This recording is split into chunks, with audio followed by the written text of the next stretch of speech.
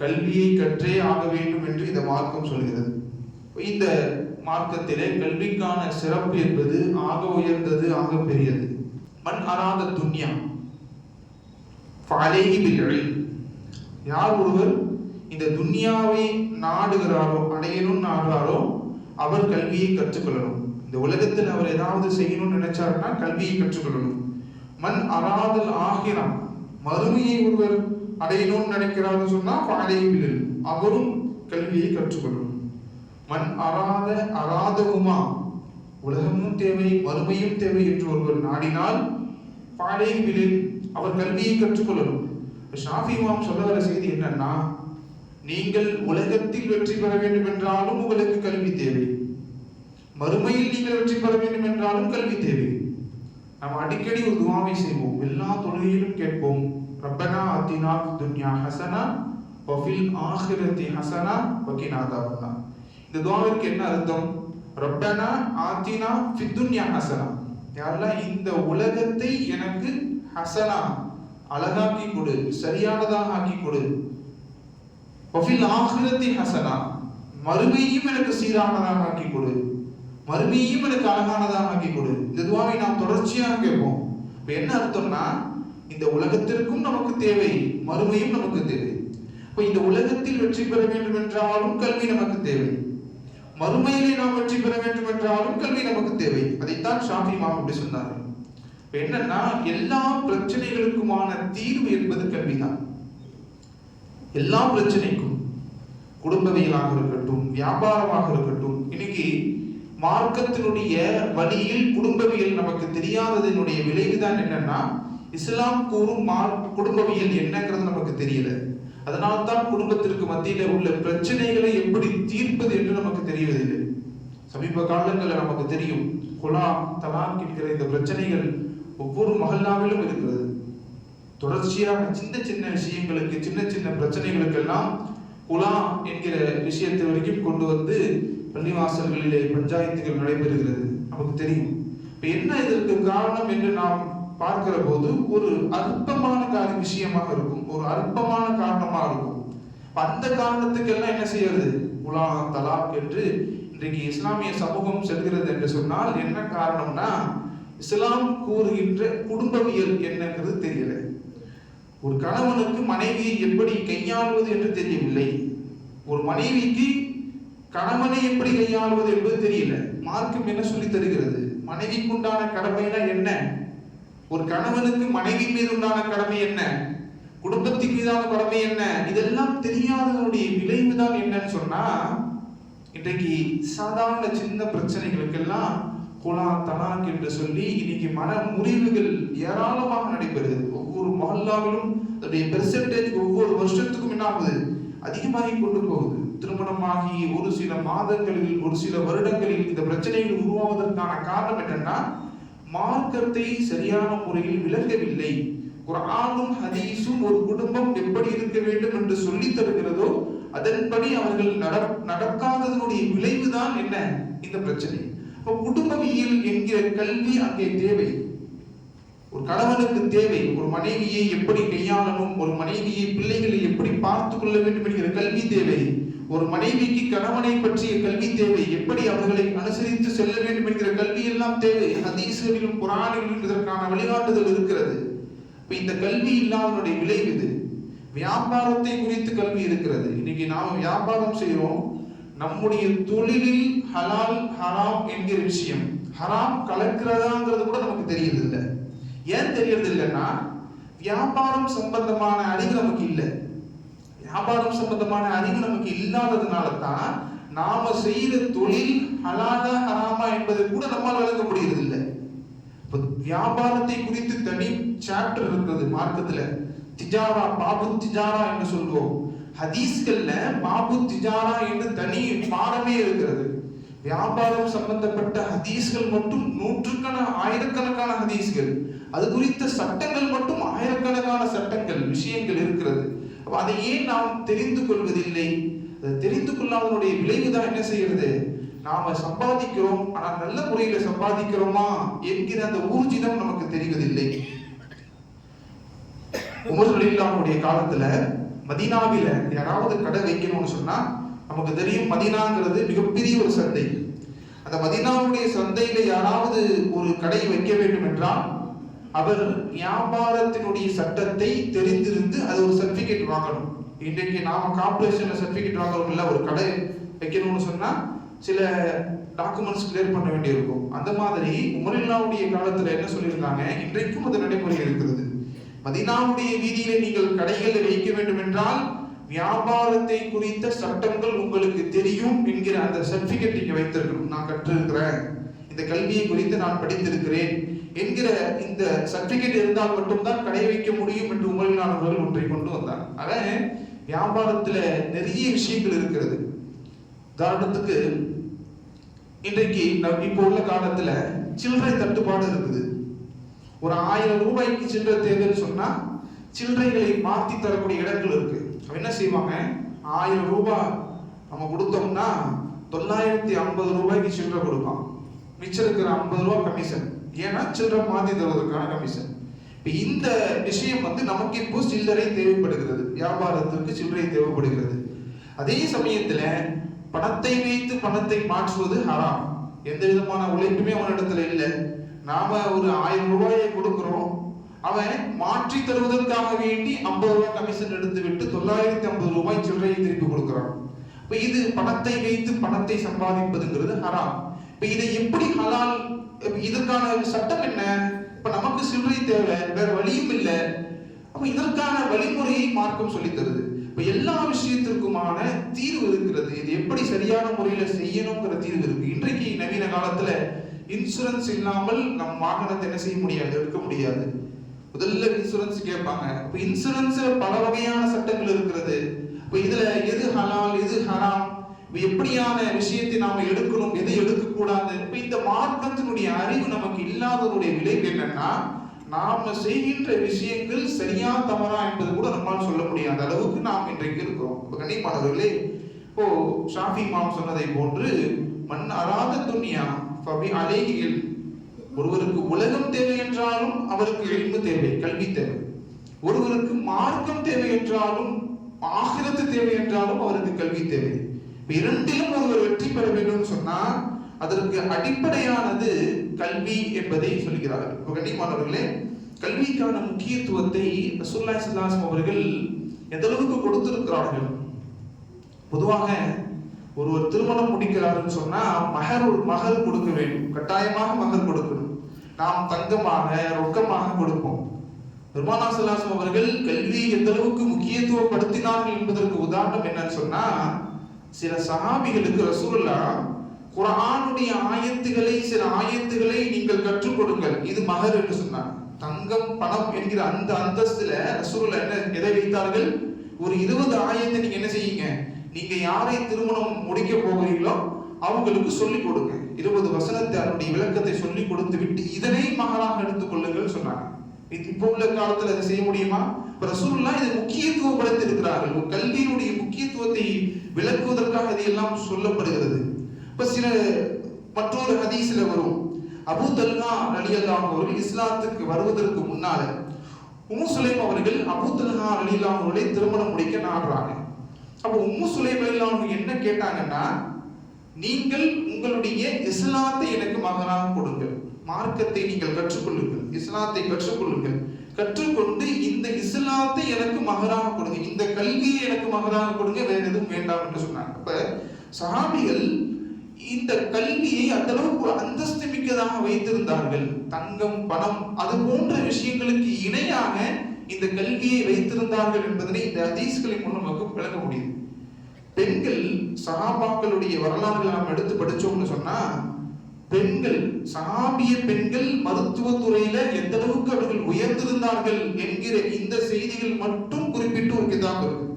அதாவது சஹாபி பெண்மணிகள்ல மருத்துவத்தை கற்றவர்கள் அவர்கள் குறித்த செய்திகள் என்று தனியாக புத்தகமே இருக்கு. நமக்கு தெரியும் ரசூலுல்லாஹி ஸல்லல்லாஹு அலைஹி வஸல்லம் மஸ்ஜிது நபவியில அதற்கு பக்கத்துல ஒரு கூடாரம் அமைக்கப்படுது. முதலாக மருத்துவ முகாம் என்பது ரசூலுல்லாஹ்வுடைய காலத்திலிருந்து முதல் மருத்துவ முகாம் என்பது அதுதான், இலவச மருத்துவ முகாம். இன்றைக்கு எத்தனையோ மருத்துவ முகாம்கள் நாம் பார்க்கிறோம், இலவச மருத்துவ முகாம்கள். முதலாக வந்த மருத்துவ முகாம் எது வருதுன்னா, மஸ்ஜிதுல் நபவியில பக்கத்துல ரசூலுல்லாஹ் ஒரு கூடாரத்தை அமைச்சாங்க. அந்த மருத்துவ முகாமை நடத்தியது யாருன்னு சொன்னா ருபைதா என்கிற ஒரு சஹாபிய பெண்மணி. அவங்க என்ன செஞ்சாங்க, இந்த மருத்துவ முகாமை அங்கே சஹாபிகளுக்கு, சஹாபிய பெண்மணிகளுக்கு மருத்துவம் பார்த்தார்கள் ஹதீஸ்ல வருது. அதுவும் முக்கியமாக சஅத் இப்னு முஆத் போன்ற மிகப்பெரிய சஹாபிகளுக்கு அந்த மருத்துவ முகாமில மருத்துவம் பார்த்திருக்கிறாங்க. ஒரு போரில சஅத் இப்னு முஆத் அவர்களுக்கு ஒரு பலத்த காயம் ஏற்படுது. இப்போ அவங்க வீட்டுக்கு கொண்டு வரப்பட்டு வீட்டுல வைத்து மருத்துவம் பார்க்கறாங்க. இப்போ ரசூலுல்லாஹ் சொன்னாங்க, சஅத் இப்னு முஆத் எனக்கு அருகிலேயே இருக்கணும், இங்க இந்த கூடாரத்துல வச்சு என்ன செய்யுங்க, அவங்களுக்கு மருத்துவத்தை பாருங்கன்னு சொன்னாங்க. அவர்களுக்கு மருத்துவம் பார்த்தது ருபைதா என்கிற சஹாபிய பெண்மணி. அதே போன்று மற்றொரு ஹதீஸ்ல ஹந்தக் போன்ற மிக முக்கியமான போர்கள்ல ரசூலுல்லாஹ் சில பெண்களை அழைத்து கொண்டு போனாங்க. போருக்கு பெண்களுக்கு சம்பந்தம் இல்லையே, அவங்க போர்க்களத்தில் அவங்களுக்கு எந்த வேலையுமே இல்லையே, ரசூலுல்லாஹ் ஏன் அழைத்து கொண்டு போனார்கள்? ஹதீஸ்கள்ல வருகிறது, காயமுற்றவர்களுக்கு மருத்துவம் பார்ப்பதற்காக அவர்கள் அழைத்து செல்லப்பட்டார்கள் என்று ஹதீஸ்ல வருது. இப்ப என்னன்னா, அவர்களுக்கு மருத்துவம் தெரிந்திருக்கிறது.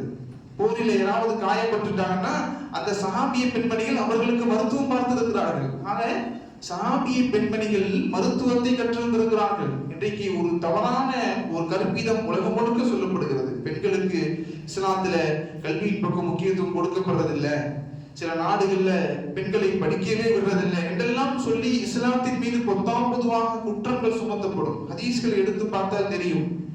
ஆக பெரிய முஃப்தி ஆயிஷா ரலியல்லாஹு அன்ஹா, ரசூலுல்லாஹ்வுடைய காலத்துக்கு பின்னால 7 நபர்கள் தான் முஃப்தியாக இருந்தார்கள். எல்லோரும் சட்டம் சொல்லிட முடியாது. மிகப்பெரிய சஹாபிகள்ல 7 சஹாபிகள் தான் என்ன செய்யணும், மார்க்கத்தினுடைய தீர்ப்பை வழங்கணும். இப்ப அந்த வரிசையில 7 நபர்களில் ஆயிஷா ரலியல்லாஹு அன்ஹா ஒருத்தர். உமர் ரலியல்லாஹு அவர்கள் அவருடைய ஆட்சி காலத்துல எந்த சட்ட பிரச்சனையாக இருந்தாலும் ஆயிஷா ரலியல்லாஹு அவர்களை கலந்து கொள்ளாமல், அவர்களுடைய முடிவில்லாமல் சட்டம் சொல்ல மாட்டார்கள். எந்த அளவுக்கு பெண்கள் மார்க்கத்திலும் சரி உலகத்திலும் சரி கல்வியில உயர்ந்திருந்தார்கள் என்பதை நமக்கு விளக்க முடியுது. அதிகமான ஹதீஸ்களை அறிவித்தது ஆயிஷா ரலியல்லாஹு அவர்கள் தான். ஃபர்ஸ்ட் அபூ ஹுரைரா ரலியல்லாஹு அவர்கள், அதற்கு அடுத்தபடியாக 2210 ஹதீஸ்களை அறிவித்தது ஆயிஷா ரலியல்லாஹு அவர்கள். இதுல பாதிக்கு பாதியான ஹதீஸ்கள் சட்டங்களை சொல்லுகிற ஹதீஸ்கள். பொதுவாக பெண்களுக்கு உரித்தான சட்டங்கள், மார்க்கத்தினுடைய சட்டம் சம்பந்தமான ஹதீஸ்கள் வருகிற எல்லா செய்திகளும் ஆயிஷா ரலியல்லாஹு அறிவிச்சதாகத்தான் இருக்கும். இப்ப மார்க்கத்தினுடைய சட்ட விளக்கத்தை எந்த அளவுக்கு அவர்கள் விளக்கி இருக்கிறார்கள், அதற்கான முக்கியத்துவம் அவர்களுக்கு எந்த அளவுக்கு கொடுக்கப்பட்டிருக்கிறது என்பதை எல்லாம் நாம் பார்க்க முடியுது. இப்போ பெண்களுக்கு கல்வியின் முக்கியத்துவம் கொடுக்கப்பட்டிருக்கிறது, அவர்களுக்கு என்று அதற்கான உரிமைகள் கொடுக்கப்பட்டிருக்கிறது. ஆண்களை போல பெண்களும் கல்வியை கற்றுக்கொள்ள வேண்டும் என்று பெருமானார் ஸல்லல்லாஹு அலைஹி வஸல்லம் சொல்லி கொடுத்தார்கள். அதனுடைய விளைவுதான் ஆயிஷா ரலியல்லாஹு போன்ற மிகப்பெரிய சஹாபிகள் முஃப்திகளாக இருந்தது. அதே போன்று ரசூலுல்லாஹ்வுடைய காலத்துக்கு பின்னால ஒரு பெண்மணி மக்காவிலே புகாரி ஷரீஃப் நடத்தினார்கள். வரலாற்றில் பதிவு செய்யப்பட்டிருக்கிறது. அந்த பெண்மணி நீண்ட காலமாக மக்காவில் அமர்ந்து ஆயிரக்கணக்கான மாணவர்களுக்கு புகாரி ஷரீஃப் நடத்தினார்கள் என்று சொல்லப்படுகிறது. நமக்கு இதெல்லாம் ஆச்சரியமா இருக்கும். ஒரு பெண்மணி பாடம் நடத்தினார்களாம், அதுவும் மக்காவில் நடத்தினார்களாம். அவர்களிடத்தில் பயின்ற எத்தனையோ மிகப்பெரிய முஹத்திஸீன்கள் உருவாகி இருக்கிறார்கள். ஆயிரக்கணக்கான மாணவர்கள் அந்த பெண்மணி இடத்துல படித்து அதன் மூலமாக முஹத்திஸீன்களாக அவர்கள் வெளியே இருந்திருக்கிறார்கள் என்றெல்லாம் நாம வரலாற்றில் பார்க்க முடியுது. கண்ணியமானவர்களே, எல்லா துறைகளிலுமே இஸ்லாம் முன்னோடியாக இருந்திருக்கிறது. குறிப்பாக மருத்துவ துறையில நீங்க இன்றைக்கு உலகம் முழுக்க வரலாறுகள் மறைக்கப்படலாம். இன்றைக்கும் நீங்கள் கூகுள்ல போய் பார்த்தோம்னு சொன்னா ஃபாதர் ஆஃப் மாடர்ன் சர்ஜரி, முதலாக நவீன இந்த சர்ஜரியை கண்டுபிடித்தது செய்தது யாரு? ஆபரேஷன் நம்ம சொல்றோம் இல்லையா, நவீன ஆபரேஷன் இப்போது செய்யப்படுகின்ற அந்த அறுவை சிகிச்சையை முதலாக செய்தது யாருன்னு நீங்க கூகுள்ல போட்டு பார்த்தோம்னா நமக்கு தெரியும். ஃபாதர் ஆஃப் மாடர்ன் சர்ஜரி என்று போட்டால் யாரு பேரும் அல் ஜஹ்ரவி என்கிறவர். அவர் தான் முதலாக உலகத்திலேயே இந்த நவீன அறுவை சிகிச்சையை கண்டுபிடிச்சார். உடல் உறுப்புகள்ல ஏதாவது உள் உறுப்புகள்ல பிரச்சனைன்னு சொன்னா உடலை அறுத்து உள்ள இருக்கிற உறுப்புகளை சீர் செய்து விட்டு மீண்டும் தைக்கிற இந்த மாடர்ன் சர்ஜரியை உலகத்தில் முதலாக செய்தது ஒரு இஸ்லாமியர். அதே போன்று இப்னு சீனா இன்றைக்கும் ஐரோப்பிய பல்கலைக்கழகங்கள்ல இன்னைக்கு நம்ம பார்த்தோம்னா using key text in European universities, அவருடைய மூல குறிப்புகள், அவர் எழுதி வைத்திருக்கிற மருத்துவ மூல குறிப்புகள் தான் இன்றைக்கும் யூரோப்பியன் பல்கலைக்கழகங்கள்ல அந்த அடிக்குறிப்புகள் பயன்படுத்தப்படுகிறது, இன்றைக்கும் ஆய்வுக்கு உட்படுத்தப்படுகிறது. இப்னு சீனா போன்றவர்கள் மருத்துவ மாமேதைகளாக இந்த உலகத்தில் இருந்திருக்கிறாங்க. அதே போன்று ஈரானிலே பிறந்த அபூபக்கர் அல் ராசி மிகப்பெரிய நோய்களுக்கெல்லாம் மருத்துவத்தை கண்டுபிடித்தவர். அம்மை போன்ற நோய்களுக்கு முதலான மருத்துவத்தை கண்டுபிடித்தது அபூபக்கர் அல் ராசி. இஸ்லாமியர்கள்ல முதல் மருத்துவர் என்று சொன்னா அபூபக்கர் அல் ராசி, இப்னு சீனா போன்றவருடைய பேர் தான் வரும். இப்ப மருத்துவ துறைகள்ல மிகப்பெரிய ஒரு சாதனைகளை படைத்தவர்கள் இஸ்லாமியர்கள். வரலாற்றை எடுத்து பார்த்தோம்னு சொன்னா பெரிய பெரிய நோய்களுக்கு, பெரிய பெரிய மருத்துவ சம்பந்தமான மெடிசன்களுக்கு முக்கிய மூலாதாரமாக இருக்கிற விஷயங்களை எல்லாம் கண்டுபிடித்தது மிகப்பெரிய இஸ்லாமிய அறிஞர்கள். அப்ப வரலாற்றுல நமக்கு மருத்துவத்துறையில முன்னோடியாக இருந்தது முஸ்லிம்கள். இன்றைக்கு இந்த வரலாறுகள் பள்ளிக்கூட பாடங்கள்ல சொல்லி தரப்படுவதில்லை. ஏன்? நம்முடைய இந்தியாவினுடைய வரலாறை தப்பு தப்பாக தான் சொல்லி தரப்படுகிறது. முகலாயர் ஆட்சியில் இருக்கிற மிகப்பெரிய சாதனைகளை செய்த முக்கியமான அரசர்கள் எல்லாம் தவறான முறையிலே இங்கே கற்பிக்கப்படுகிறது. அவுரங்கசீப் மாதிரியான மிகப்பெரிய மன்னர்கள் எல்லாம் இங்கே ஒரு வில்லன்களாக காட்டப்படுகிறார்கள். கண்டிப்பானவர்களே, இப்ப நாம மருத்துவத்துறையில இந்த அளவுக்கு பின்தங்கி இருக்கிறோம் என்று யோசித்து பார்க்கணும். அதே போல இன்றைக்கு காலகட்டங்கள்ல எல்லா சமய மக்களும் மருத்துவத்துறையில கால் தடத்தை பதிக்க முடியாதபடியான திட்டங்கள் தான் என்ன செய்யப்படுது, வைக்கப்படுது. நீட் போன்ற விஷயங்கள் கொண்டு வருவதன் மூலமாக குறிப்பிட்ட சமூகத்தை சார்ந்தவர்கள் மட்டும் என்ன செய்ய முடியும், குறிப்பிட்ட பொருளாதார வசதி இருக்கிறவர்கள், குறிப்பிட்ட சமூகத்தை சார்ந்தவர்கள் மட்டும்தான் மருத்துவத்தை படிக்க முடியும் என்கிற மாதிரியான ஒரு கட்டமைப்பை உருவாக்கி வைத்திருக்கிறார். முஸ்லிம்கள், மற்ற சமயத்தை சார்ந்தவர்கள், மற்ற வகுப்பை சார்ந்தவர்கள் எல்லாம் அவ்வளவு சீக்கிரம் இந்த துறைக்குள்ளாக போக முடியாதபடியான சட்டங்களை வைத்திருக்கிறார். இப்ப நாம சிந்திக்கிறோம், எந்த அளவுக்கு நாம கல்வியில பின்தங்கப்படுகிறோம் என்று யோசிக்கிறோம். ஒவ்வொரு மனிதனுக்கும் அடிப்படையான தேவை மருத்துவமும், ஆரோக்கியம், உணவு, தங்கக்கூடிய இடம், இதெல்லாம் ஒவ்வொரு மனுஷனுக்கும் அடிப்படையான தேவை. இன்னைக்கு இந்த அடிப்படையான தேவை எவ்வளவு எக்ஸ்பென்சிவா இருக்கு. சாதாரணமா நம்முடைய ஊர்கள்ல ஒரு கிளினிக்கு போறோம்னு சொன்னா 1000 ரூபாயில இருந்து 1500 ரூபாய் வரைக்கும் நாம டாக்டருக்கும் மெடிசனுக்கும் கொடுக்காமல் நாம் வரவே முடியாது. அந்த அளவுக்கு எக்ஸ்பென்சிவா ஆக்கி வைத்திருக்கோம். அடிப்படையான தேவைகள் எல்லாம் என்ன செய்யப்படுது, மிகப்பெரிய ஒரு எக்ஸ்பென்சிவான விஷயமாக மாற்றப்பட்டிருக்கிறது. அதுவும் குறிப்பாக இஸ்லாமிய சமூகத்துல மிக முக்கியமான துறைகளான மருத்துவ துறைகள்ல ரொம்ப ஆட்கள் கம்மி. நம்ம கூகுள் எடுத்து பார்த்தோம்னா பெர்சன்டேஜ்ல இஸ்லாமியர்கள் மருத்துவத்துறையில ரொம்ப கம்மி. யார் அதிகமா இருக்கிறான்? குறிப்பிட்ட வகுப்பை சார்ந்தவர்கள் தான் அதிகமா இருக்கிறாங்க. இப்ப முக்கியமான பொறுப்புகள்ல முஸ்லிம்கள் வருவதற்கு தடையாக இன்றைக்கு பல்வேறு சட்டத்திட்டங்கள் இருக்கிறது. அதெல்லாம் தாண்டி தான் ஒரு போராட்டத்துக்கு பின்னால் தான் நாம் குறிப்பிட்ட உயரத்துக்கு போய் அமரணும்னா நாம் நிறைய போராட வேண்டி இருக்கிறது, நிறைய முயற்சி செய்ய வேண்டி இருக்கிறது. அப்படியான சமூகத்துல, அப்படியான ஒரு சூழ்நிலையில வாழ்ந்துட்டு இருக்கிறோம். அப்படியான நேரத்துல கல்விக்கான முக்கியத்துவத்தை நாம் வழங்கணும். அதே மாதிரி கண்ணியமானவர்களே, பெருமானா ஸல்லல்லாஹு அலைஹி வஸல்லம் சொல்லுவாங்க, உகுது ஆலிமன் அவ் முத்தஅல்லிமன். ஒண்ணு நீங்க ஆலிமா இருங்க, ஆலிம்னா கற்றவராக இருங்க. எல்லோரும் ஆலிமாக முடியாது. ஆலிம்னு சொன்னா கற்றவர் என்று பொருள். நாம நினைக்கிற மாதிரி ஒரு 7 வருடம் படித்து ஆலிமாக வாய்ப்பு எல்லோருக்கும் கிடைக்காது. அது ஒரு கல்வியில உயர்ந்த நிலை, அது வேறு. ஆனால் ஒரு சின்ன ஹதீஸை கற்றுக்கொள்வது கூட அவரும் ஆலிம், ஒரு கற்றவர் என்கிற அடிப்படையில். ஒரு மார்க்கத்தில அடிப்படையான சட்டங்கள் தெரியுது, அடிப்படையான ஹதீஸ்கள் தெரியுது, ஒரு தொழுகையை சரியான முறையில் தொழுகிற அளவுக்கு உண்டான சட்டத்திட்டங்கள் தெரியுதுன்னு சொன்னா அவர் மார்க்கத்தின் அடிப்படையில் இல்மை பெற்றவர். ஒன்று அப்படி இல்மை பெற்றவராக இருக்கணும். அவர் முத்தஅல்லிமன், ஒண்ணு கற்றவராக இருக்கணும் அல்லது கற்றுக்கொண்டிருப்பவராக இருக்கணும். முத்தஅல்லிமன் கற்றுக்கொண்டிருப்பவராக இருக்கணும் அல்லது முஸ்தமியன். ரெண்டுமே முடியல, அதற்குண்டான சூழ்நிலை இல்லைன்னா முஸ்தமியன். இவர்களுக்கு உறுதுணையாக இருக்கணும், ஏதாவது ஒரு வகையில உதவி செய்யக்கூடியவராக இருக்கணும். அவர் முஹிப்பன் அல்லது இவர்களை பிரியப்படக்கூடியவராக இருக்கணும் என்று சொன்னாங்க. கடைசியா சொன்னாங்க, வலா தகுன் ஹாமிசா. இந்த 4 வகையினராக இருங்க. வலா தகுன் ஹாமிசா, இதை தாண்டி 5வது வகையினராக நீங்க இருக்காதீங்கன்னு சொன்னாங்க ரசூலுல்லாஹ். கண்ணியமானவர்களே, ஒன்று, நாம் கல்வியை கற்றுக்கொள்ளணும், அல்லது கற்றுக் கொடுக்கணும், அல்லது கற்றுக்கொண்டு கற்றுக் கொடுப்பவர்களுக்கு உறுதுணையாக இருக்கணும், அல்லது அவர்களை பிரியப்படக்கூடியவனாக இருக்கணும் என்று பெருமானார் ஸல்லல்லாஹு அலைஹி வஸல்லம் சொன்னாங்க. அபூதர் ஒரு ஹதீஸ்ல சொல்லப்படுது, கல்வியினுடைய முக்கியத்துவத்தை குறித்து ரசூலுல்லாஹ் ஹதீஸ்ல சொல்லும் போது அபூதர் ஒரு செய்தியை சொல்றாங்க. ரசூலுல்லாஹ், நீங்க ஒரே ஒரு ஆயத்தை கற்றுக்கொண்டால், ஒரே ஒரு ஆயத்தை முறையாக கற்றுக்கொண்டால் 100 ரக்காத் நீங்கள் நின்று தொழுவதை விட சிறந்ததுன்னு சொன்னாங்க. மற்றொரு ஹதீஸ்ல வருகிறது, ஒரே ஒரு சட்டத்தை, மார்க்கத்தினுடைய சட்டத்தை நீங்கள் தெரிந்து கொண்டால் 1000 ரக்காத் நின்று தொழுவதை விட சிறந்ததுன்னு சொன்னாங்க. இப்ப நாம ஒரு வசனத்தை தெரிந்து கொள்வதோ, ஒரு ஹதீஸை தெரிந்து கொள்வதோ, பள்ளிவாசலுக்கு வந்தோம்னா நிறைய பயான்கள் ஹதீஸ்கள் விளக்கம் சொல்லப்படுது, ஃபஜ்ருடைய பயான்கள் ஹதீஸ்கள் சொல்லப்படுகிறது. அதுல உட்கார்ந்து ஒரு 10 நிமிஷம் நாம் அந்த ஹதீஸ்களை கேட்டு விளங்குவதற்கு நாம் நேரத்தை செலவிடுவதில்லை. தொழுகை முடிந்தவுடன் வேக வேகமாக சென்று விடுகிறோம். ஆனால் நாம் யோசித்து பார்க்கிறோம், அதே நேரத்தில் நாம் மற்ற கடைகள்ல, டீ கடைகள்ல மற்ற நேரங்கள்ல 1 மணி நேரம் 1.5 மணி நேரம் இது அல்லாத பல விஷயங்களை பேசுகிறோம், பல மணி நேரம் இருக்கிறோம்.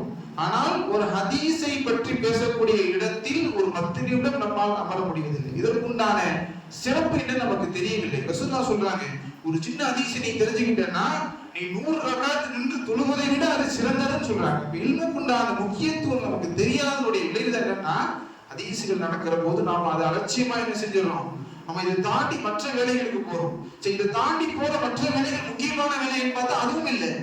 எங்கேயாவது போய் ரோட்ல நின்று பேசுவோம், அல்லது இங்கே ஹதீஸ்கள் வாசிக்கப்படும் போது வெளியே நின்று பேசிக்கிட்டு இருப்போம். அப்போ நாம எந்த அளவுக்கு இதை அலட்சியப்படுத்துறோம் என்பதை விளங்கணும், எந்த அளவுக்கு இதுக்குண்டான முக்கியத்துவத்தை தெரியாமல் இருக்கிறோங்கிறது விளங்கணும். கண்ணியமானவர்களே, அதே போல மதரசாக்கள் நடக்கிறது, பள்ளிவாசல்கள்ல மக்தப் மதரசாக்கள் நடக்கிறது. பிள்ளைகளை மக்தப் மதரசாவுக்கு அனுப்ப வேண்டும். குர்ஆனிலே சொல்லப்படுவதை போன்று ஒவ்வொரு முஸ்லிமும் அவருக்கு கொடுக்கப்பட்டிருக்கிற அமானிதத்தை நிறைவேற்ற வேண்டும், பாதுகாக்க வேண்டும் என்று சொல்லப்படுகிறது. ஒவ்வொரு முஸ்லிமுக்கும் முக்கியமான கொடுக்கப்பட்டிருக்கிற அமானிதங்களிலேயே முக்கியமானது அவர்களுக்கு உண்டான பிள்ளைகள் தான் ஆகப்பெரிய அமானிதம். ஒருவர் தன்னுடைய பிள்ளையை ஒழுக்கத்தோடும் மார்க்கத்தினுடைய அறிவோடும் ஒரு சேர வளர்க்கவில்லை என்று சொன்னால் அவர் அல்லாஹ் கொடுத்த அமானிதத்தில் மோசடி செய்து விட்டார் என்று குர்ஆன் சொல்கிறது. ஆகவே பிள்ளைகளை ஒழுக்கத்தோடு உரிய நேரத்தில் அவர்களுக்கு உண்டான கல்வியை கொடுக்கணும், அவர்களுக்கு உண்டான மார்க்க கல்வியை கொடுக்கணும். எப்படி உலகத்தினுடைய கல்வியை கொடுக்கிறோமோ அதே போன்று மார்க்கத்தினுடைய கல்வியை உரிய நேரத்தில் கொடுக்கணும். இதெல்லாம் ரசூலுல்லாஹ் சொன்னாங்க, 7 வயதை அடைந்து விட்டால் உங்களுடைய பிள்ளைகளை தொழச் சொல்லி சொல்லுங்கள், 10 வயது ஆகிவிட்டால் தொழவில்லை என்றால் அடித்து தொழ சொல்லுங்கள் சொன்னாங்க. அது அந்த நேரத்தில் இதையெல்லாம் சொல்லி கொடுக்க வேண்டும். காலம் போயிருச்சுன்னு சொன்னா, வயது கடந்து விட்டுருச்சுன்னு சொன்னா, நாம என்ன சொல்லி கொடுத்தாலும் அதனை ஏற்றுக்கொள்வதற்கான மனப்பக்குவத்தில் அந்த பிள்ளைகள் இருக்க மாட்டாங்க. அதனாலதான் நம்ம சொல்றது, பிள்ளைகளை பள்ளிவாசலில் நடக்கின்ற மக்தப் மதரசாக்களுக்கு அனுப்புங்கள். நிறைய சொல்லலாம், பெற்றோர்கள் சொல்லுவாங்க, நாங்க எங்களுடைய பிள்ளைகளை வீட்டுல வச்சே சொல்லி கொடுத்துக்கிறோம், தாய் தந்தை குர்ஆன் ஓத தெரிஞ்சவங்க தான், அவங்க வீட்டிலேயே பிள்ளைகளுக்கு சொல்லி கொடுத்துருவாங்க அப்படின்லாம் சொல்றோம். நாம அப்படியே யோசிச்சு பார்க்கணும், எத்தனையோ பெற்றோர்கள் படித்த பட்டதாரிகள் தான், அவங்க படித்திருக்கிறார்கள் என்பதற்காக வேண்டி பள்ளிக்கூடத்துக்கு பிள்ளையை அனுப்பாமல் நாங்களே சொல்லி கொடுத்துருவோம் வைப்பாங்கலாம், வைக்க மாட்டாங்க. அதே போல பிள்ளைகள் பள்ளிக்கூடம் போயிட்டு வந்த பிறகு அவர்கள் படித்தவர்கள் தான் என்றாலும் டியூஷனுக்கு அனுப்புவாங்க, அவர்களுக்கு அதற்கான இடத்திற்கு அனுப்புவார்கள். ஆனால் இந்த மார்க்க விஷயம் என்று வருகிற போது எங்களுக்கு தெரியும், நாங்கள் குர்ஆனை ஓதக்கூடியவர்கள் தான், வீட்டிலே சொல்லி கொடுத்துக்கிறோம். அப்ப நாம சிந்தித்து பார்க்கணும், அதற்குண்டான இடத்தில் படித்தால்தான் அந்த தொடர்பு என்பது வரும். நம்ம ஏன் பள்ளிவாசலுக்கு பிள்ளைகள் அனுப்ப சொல்றோம்னா, அப்போதுதான் பிள்ளைகளுக்கு பள்ளிவாசலுக்கு உண்டான தொடர்பு என்பது ஏற்படும், பள்ளிவாசல் மீதான ஒரு பிடிப்பு ஏற்படும். சின்ன பிள்ளையா இருக்கும் போதே அவர்களை பள்ளிவாசல் பக்கம் அனுப்பாமல் நாம வீட்டிலேயே சொல்லி கொடுத்துக்கிறோம் சொன்னா நாம யோசிச்சுக்கணும், இதே விஷயத்தை நாம மற்ற உலக கல்வியில காட்டுறோமானா இல்ல, ஒவ்வொரு சப்ஜெக்டுக்கும் ஒரு டியூஷனுக்கு அனுப்புறோம். கண்டிப்பான பிள்ளைகளை மக்தப் மதரசாக்களுக்கு அனுப்பணும். அவர்கள் வருகிறார்கள், ஏதோ ஒன்றை சின்ன விஷயத்தை கற்றுக்கொண்டாலும் கூட பள்ளிவாசலில் அமர்ந்து அவர்கள் பயிலுகிற அந்த வரக்கத்தில் மிகப்பெரிய ஒழுக்கத்தை அவர்கள் பெறுவார்கள். ரசூலுல்லாஹ் மஸ்ஜிதுன் நபவிக்கு வந்து செய்த முதல் வேலை என்னன்னா, மஸ்ஜிதுன் நபவி என்பதே அவர்களுக்கு ஒரு கல்வி சாலை தான், கல்வியை கற்றுக்கொள்வதற்கான இடம் தான் மஸ்ஜிதுன் நபவி. என்றாலும் ஒரு திணையை அமைத்தார்கள், பள்ளிவாசலுக்கு வெளியே ஒரு திணையை அமைத்தார்கள். அஸ்ஹாப் சூஃபா என்று சொல்வாங்க. அபூ ஹுரைரா அவங்க சொல்லுவாங்க, அதுல 400 பேர் ஒரே சமயத்தில் ரசூலுல்லாஹ்விடத்துல பாடம் பயின்று இருக்கிறோம்.